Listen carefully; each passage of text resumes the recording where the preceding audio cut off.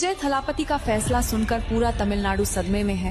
विजय थालापति ने तमिलनाडु में ऐसा विजय थालापति का लड़कियों के लिए ये फैसला सुनकर सीएम विजय थालापति ने हमारे पूरे तमिलनाडु के हिंदुओं एक एक्टर को अगर सीएम बनाओगे ना तो तमिलनाडु के सीएम ने विजय थालापति का फैसला है कि किसी भी मंदिर में फिर से तमिलनाडु के सीएम विजय थालापति का फैसला पूरा तमिलनाडु को हिला के रख दिया। अब ये क्या कर दिया विजय थालापति ने, तमिलनाडु में हिंदुओं के लिए बहुत बड़ी बात। भाई योगी को विजय थालापति से कुछ सीखना चाहिए। विजय थालापति जो सीएम है तमिलनाडु के, तो भाई आप अपने विजय थालापति ने भारत वर्ष का सबसे बड़ा काम किया है ना होगा उसके। भाई विजय थालापति ने हिंदुओं के साथ कांड ही कर दिया। सीएम विजय ने वो ऐतिहासिक काम कर दिया जो आज तक बड़े बड़े नेता भी नहीं कर पाए। सीएम घर वालों पर बुलडोजर एक्शन भी हो सकता है। देखिए विजय थालापति के पिता क्रिश्चियन। भाई इस बंदे को मुख्यमंत्री किसने बना दिया? ये प्रधानमंत्री से बड़े काम करने लगा है। विजय थालापति ने हाईकोर्ट के अंदर हर स्टेट के हर मुख्यमंत्री की होनी चाहिए। कौन विजय थालापति की इस भाई थालापति विजय ने हिंदुओं के साथ क्या कर दिया? उन्होंने एक ऐसा ऐतिहासिक काम किया, जरूर बताना।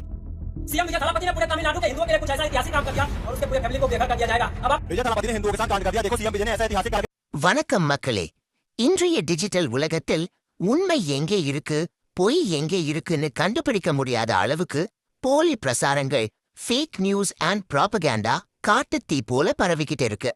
குறிப்பாக பணம் கொடுத்து குறிப்பிட்ட சில ஏஜென்சிகள் மூலம் வடமாநில இன்ஃப்ளூவன்சர்களை வச்சு ஒரு கட்சி பற்றியோ அல்லது தலைவரை பற்றியோ முற்றிலும் பொய்யான தகவல்களை வீடியோக்களாக உருவாக்கி பரப்புகிறார்கள்.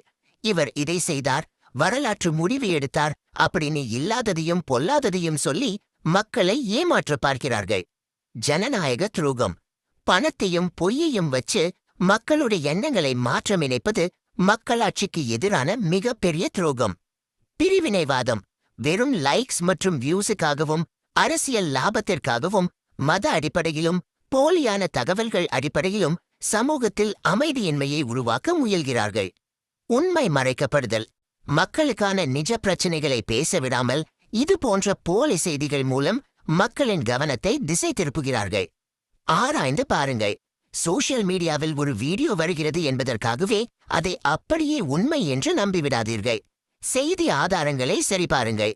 நம்பகமான அதிகாரப்பூர்வ செய்தி ஊடகங்களில் அந்த செய்தி வந்திருக்கிறதா என்பதை உறுதி செய்யுங்கள். பகிராதீர்கள். காசு வாங்கிட்டு பொய் பேசுற இது போன்ற போலி ஐடிகளுக்கும் வீடியோக்களுக்கும் லைக் போட்டோ அல்லது ஷேர் செய்தோ அவர்களுக்கு உதவி செய்யாதீர்கள். உண்மை என்ன என்பதை நடுநிலையோடு ஆராய்ந்து பார்த்து போலி பிரசாரங்களை முறியடிப்போம். நன்றி.